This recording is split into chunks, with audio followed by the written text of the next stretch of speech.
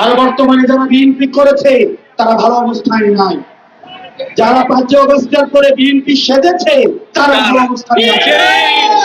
সেজন্য দীর্ঘ 17 বছর আপনারা যারা বিএনপি করেছেন আপনাদেরকে এনসিপিতে আমরা স্বাগত জানাই। আর যারা বিএনপি সেজেছেন আপনাদেরকে নিয়ে তারেক রহমান সুখে শান্তিতে বসবাস করুন। আবার যখন বাংলাদেশ বিপদে পড়বে, ফ্যাসিবাদের ভয়াল থাবা আবার নেমে আসবে, আমি জানি এই বাংলাদেশ পন্থীরা আমার রাস্তায় নেমে আসবে। প্রিয় সিরাজদি খানবাসী, আপনাদের কাছে এখানে বিভিন্ন ধরনের মানুষ আছে, আমি আপনাদের কাছে কিছু সহায়তা চাই। অনেক তো বিভিন্ন রাজনৈতিক দল দেখছেন, আমাদেরকে একটু সহায়তা করেন। আমাদের দলটা আপনাদের সহায়তায় আমরা চাই আমাদের দলটা গড়ে উঠুক।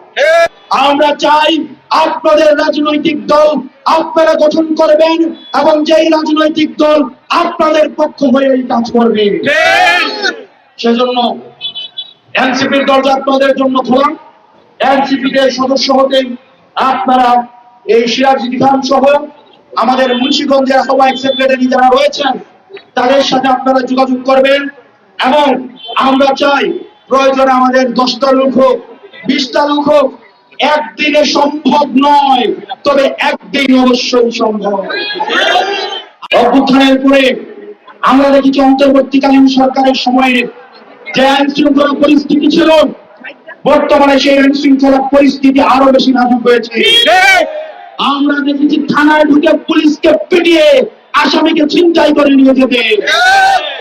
স্বরাষ্ট্রমন্ত্রী উনি শুধু স্বরাষ্ট্রটাই বুঝেন না, ইতিমধ্যে ইতিহাসের সবচেয়ে ব্যর্থ স্বরাষ্ট্রমন্ত্রী হিসেবে উনি ইতিহাসে নাম কামিয়েছেন। প্রিয় সিরাজদি খানবাসী, এই সরকার নির্বাচনী প্রচারণার সময় বলেছিলেন উনি 1 কোটি কর্মসংস্থান নিশ্চিত করবেন। 1 কোটি কর্মসংস্থান 60 মাসে যদি নিশ্চিত করতে হয়, প্রত্যেক 1 মাসে 1.5 লাখ কর্মসংস্থান, এই 6 মাসে 9 লাখ কর্মসংস্থান হওয়ার কথা ছিল। আমি জানতে চাই আপনারা কয়জনের কর্মসংস্থান নিশ্চিত হয়েছে? আপনারা কেউ নতুন কর্মসংস্থান পেয়েছেন? পেয়েছেন? এই সরকার কর্মসংস্থানের পরিবর্তে মানুষের হাতে মাদক তুলে দিচ্ছে। মাদক এবং জুয়ায় সারা বাংলাদেশ সয়লাভ হয়ে যাচ্ছে। এই সরকারকে স্পষ্ট করতে হবে, তারা যদি আইন শৃঙ্খলা, এই যে ল অ্যান্ড অর্ডার সিচুয়েশন তারা যদি কন্ট্রোলে না আনতে পারে, তাহলে তাদের বিরুদ্ধে ইচ্ছানুভাবে আমার রাস্তায় নামবে। জমিতে যে রক্ত পড়ে ওই জমি সবসময় রক্তের হয়েই কথা বলে। এই জমিতে 1400-এরও বেশি শহীদ হয়েছে, 30,000-এরও বেশি মানুষ আহত হয়েছে। তাদের সাথে আপনারা প্রতারণা করেন না। মানুষ স্পষ্টতাই দেখতে পাচ্ছে তারা প্রতারিত হয়েছে, তাদের সাথে দিন দুপুরে ডাকাতি করা হয়েছে। মনে রাখবেন, আলেমুল আমার আপনাদেরকে মাফ করবে না, রিয়াগুপ আপনাদেরকে মাফ করবে না, ওয়াসিম স্নিগ্ধর আপনাদেরকে মাফ করবে না। আপনারা তাদের রক্তের উপরে দাঁড়িয়ে আজকে মন্ত্রী হয়েছেন এবং মন্ত্রী হয়ে তাদেরকে আপনারা ফার্মের মুরগি বলছেন। আপনাদের সন্তানরা বিদেশে নিরাপদে ছিল, আপনাদের সন্তানরা রাস্তায় নামে নাই, আপনাদের সন্তানরা বিদেশে নিরাপদে জীবন যাপন করেছে। অন্যের সন্তানের রক্তের উপরে দাঁড়িয়ে বাংলাদেশের মানুষের সাথে আপনারা প্রতারণা করতে পারেন না। প্রিয় সিরাজদি খানবাসী, আপনারা কিছুদিন পরে দেখতে পান যাত্রাবাড়ি ফ্লাইওভারে একদল নিষিদ্ধ জঙ্গি গোষ্ঠী যাত্রাবাড়ি ফ্লাইওভারে বলে জয়, ওদিক থেকে লোহজন দিয়ে বলে বাংলা। এই মাঝখানের পুরো অংশটা দৌড়ের উপরে থাকে।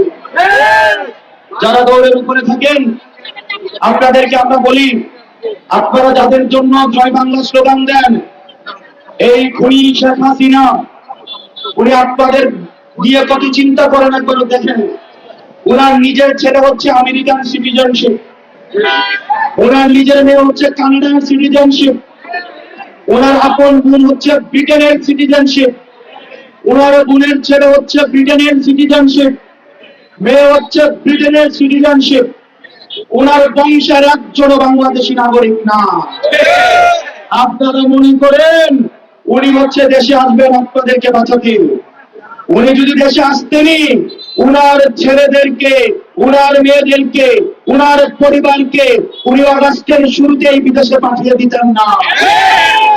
কর্মীদেরকে বিপদে রেখে উনি এভাবে পালিয়ে যেতেন না। মনে রাখতে হবে, যে পালিয়ে যাবে না বলে পালিয়ে যায়, সে আসি বলে কোনোদিন আসবে না। সে যদি আসতেই হয় তার সন্তানদেরকে দেশে এসে বলেন জয় বাংলা স্লোগান দিতে। আর যে আসবে সে এরকম টাইম টেবিল দিয়ে দেশে আসে না, সে আসলে এখনই আসতো। আমরাও চাই ডিসেম্বরে না, যদি হিম্মত থাকে আগামীকাল দেশে আসে। আমরা চেয়েছিলাম পুলিশ সংস্কার কমিশন গঠন করা হোক, পুলিশকে নির্দলীয় করা হোক, পুলিশকে পেশাদারী স্বাধীনতা দেওয়া হোক। অত্যন্ত পরিতাপের বিষয়, পুলিশকে আবারও দলীয়করণ করার সব ধরনের আয়োজন করা হচ্ছে। সাংবাদিকদেরকে দলীয়করণ করার সব ধরনের আয়োজন করা হয়েছে। আমরা বলেছিলাম স্বাধীন গণমাধ্যম কমিশন করা হোক, সরকার সেদিকেও যায় নাই। আমাদেরকে গতকাল দেখলাম সংবিধান বিশেষজ্ঞ আল্লামা সালাউদ্দিন সাহেব সংসদে দাঁড়িয়ে বললেন সংবিধান সংস্কার পরিষদ নাকি সংবিধানে নেই। জনাব সালাউদ্দিন সাহেব 2026 সালে বাংলাদেশে আত্মার থাকাও সংবিধানে ছিল না। বর্তমান সংবিধান অনুযায়ী বর্তমানে আত্মার থাকার কথা ছিল শিলংয়ের গেস্ট হাউসে, আপনার দলের প্রধানের থাকার কথা ছিল লন্ডনে, আপনার লক্ষ লক্ষ নেতা কর্মীর থাকার কথা ছিল জেলে, লক্ষ লক্ষ নেতা কর্মীর থাকার কথা ছিল ধানক্ষেতে। যারা রাস্তায় নেমে এসেছিল তারা সংবিধানের বিরুদ্ধে রাস্তায় নেমে এসেছিল। যদি সংবিধান মানতে চান তাহলে এই নির্বাচন হওয়ার কথা ছিল 2029 সালে। সংবিধানের অর্ধেক মানবো আর অর্ধেক মানবো না, এটা হতে পারে না। সংবিধানের যেটুকু আপনাদের পক্ষে যায় আপনারা শুধুমাত্র সেটুকুই মানছেন, আর যেটুকু জনগণের পক্ষে যায় আপনারা সেটার বিরুদ্ধে অবস্থান নিচ্ছেন।